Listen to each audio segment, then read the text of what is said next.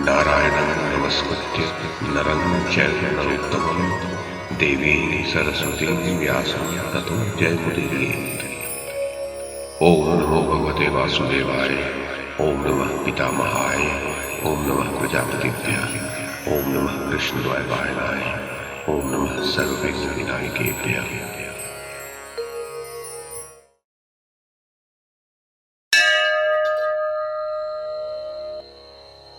वैशंपायन जी कहते हैं, जन्मेजय, तदनंतर युद्ध के तृतीय दिन पांचों महारथी पांडवों ने स्नान करके श्वेत वस्त्र धारण किए और राजोचित आभूषणों से भूषित हो युधिष्ठिर को आगे करके सभा भवन में प्रवेश किया। सभा में पहुंचकर वे राजाओं के योग्य आसन पर विराजमान हो गए। उसके पश्चात राज्य कार्य देखने के लिए स्वयं राजा विराट वहां पधारे। अग्नि के समान तेजस्वी पांडवों को राजासन पर बैठे देख राजा को बड़ा क्रोध हुआ। फिर थोड़ी देर मन ही मन विचार करके उसने कंक से कहा, तुम तो पासा खेलने वाले हो, सभा में पासा बिछाने के लिए मैंने तुम्हें नियुक्त किया था। आज इस प्रकार बन ठन कर सिंहासन पर कैसे बैठ गए? राजन, राजा ने ये वाक्य परिहास के भाव से कहा है, ये मानकर अर्जुन ने मुस्कुराते हुए कहा, राजन, तुम्हारे सिंहासन की तो बात ही क्या है, ये तो इंद्र के भी आधे आसन पर बैठने के अधिकारी है। ये ब्राह्मणों के रक्षक, शास्त्रों के विद्वान, त्यागी, यज्ञकर्ता और दृढ़ता के साथ अपने व्रत का पालन करने वाले हैं। ये मूर्तिमान धर्म है, पराक्रमी पुरुषों में श्रेष्ठ है, इस जगत में सबसे अधिक बुद्धिमान और तपस्या के आश्रय है। जिन अस्त्रों को देवता, असुर, मनुष्य, राक्षस, गंधर्व, किन्नर, सर्प और बड़े बड़े नाग भी नहीं जानते, उन सब का इन्हें ज्ञान है। ये दीर्घदर्शी, महातेजस्वी और अपने देशवासियों के प्रेम पात्र हैं। ये महर्षियों के समान हैं, राजर्षि हैं और समस्त लोकों में विख्यात हैं। महारथी बलवान, धर्मपरायण, धीर, चतुर, सत्यवादी और जितेंद्रिय हैं। ऐश्वर्य और धन में ये इंद्र और कुबेर के समान है। इनका नाम है धर्मराज युधिष्ठिर। ये कौरवों में सर्वश्रेष्ठ है। उदयकालीन सूर्य की शांत प्रभा के समान इनकी सुखदायिनी कीर्ति समस्त संसार में फैली हुई है। ये धर्मराज जब कुरुदेश में रहते थे, उस समय इनके पीछे 10 सहस्र वेगवान गज तथा अच्छे अश्वों से जुते हुए सुवर्णमाला मंडित 30 सहस्र रथ चलते थे। जैसे देवता कुबेर की उपासना करते हैं, वैसे ही सब राजा और कौरव लोग इनकी उपासना किया करते थे। इन्होंने इस देश के सब राजाओं से कर लिया है।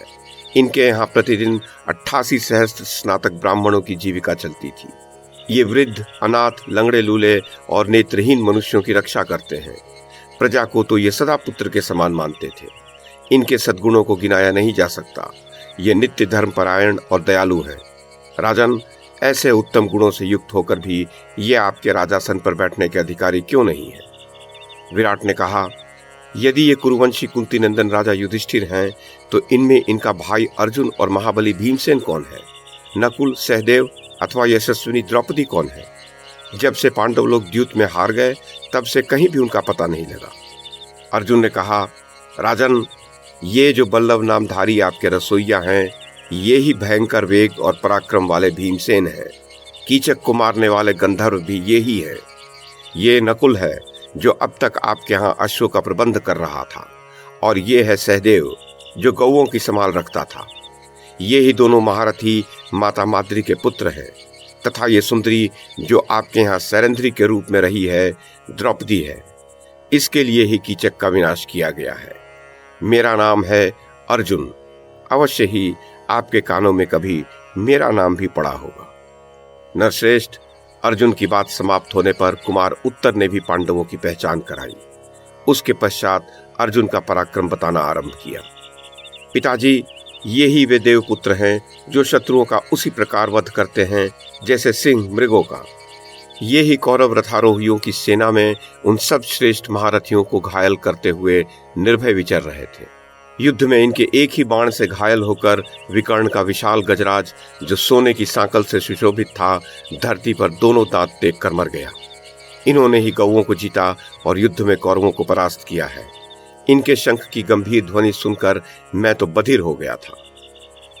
वैशंपायन जी कहते हैं, राजन, उत्तर की यह बात सुनकर प्रतापी मत्स्य नरेश, जो युधिष्ठिर के अपराधी थे, अपने पुत्र से इस प्रकार बोले, पुत्र, ये पांडवों को प्रसन्न करने का समय आ गया है। मेरी ऐसी ही रुचि है। यदि तुम्हारी राय हो तो मैं कुमारी उत्तरा का विवाह कुंती पुत्र अर्जुन से कर दूं। उत्तर ने कहा, पिताजी, पांडव लोग महान सौभाग्यशाली हैं। वे सर्वथा श्रेष्ठ, पूजनीय और सम्मान के योग्य हैं। मेरी समझ में इनके सत्कार का हमें अवसर भी मिल गया है। अतः इन पूजने योग्य पांडवों का आप अवश्य पूजन करें। विराट बोले, पुत्र, मैं भी त्रिगर्तों के साथ होने वाले संग्राम में शत्रुओं के वशीभूत हो गया था, किंतु भीमसेन ने मुझे छुड़ाया और हमारी सब गौओं को भी जीता। इन पांडवों के ही बाहुबल से संग्राम में हमारी विजय हुई है। अतः वत्स, तुम्हारा भला हो। हम सब लोग मंत्रियों सहित चलकर पांडव श्रेष्ठ कुंती पुत्र युधिष्ठिर को उनके छोटे भाइयों सहित प्रसन्न करें। हमने अनजान में उनके प्रति जो कुछ अनुचित वचन कह दिया है, वो सब ये धर्मात्मा पांडु पुत्र महाराज युधिष्ठिर क्षमा करें।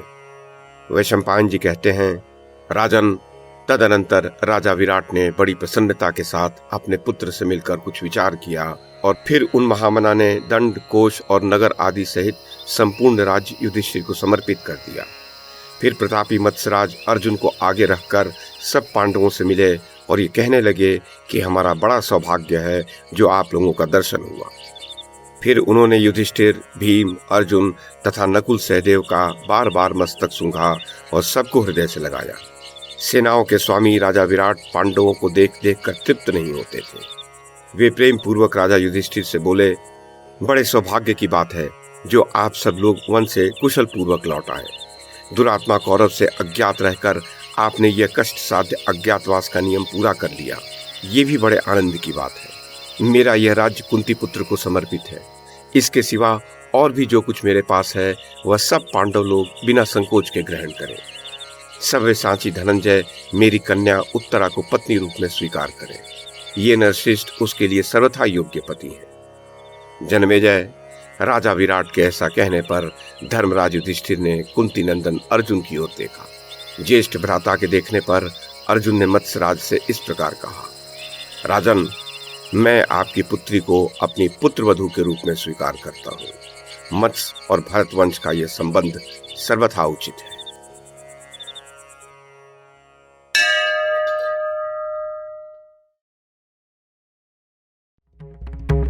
YouTube के माध्यम से महाभारत की कथा को एक श्रृंखला के रूप में प्रस्तुत करने का हमारा ये प्रयास यदि आपको सराहनीय लगा हो तो कृपया इस कड़ी को लाइक और शेयर करें, चैनल को सब्सक्राइब करें और बेल आइकन को दबाएं। साथ में अन्य लोगों को भी देखने के लिए प्रेरित करें।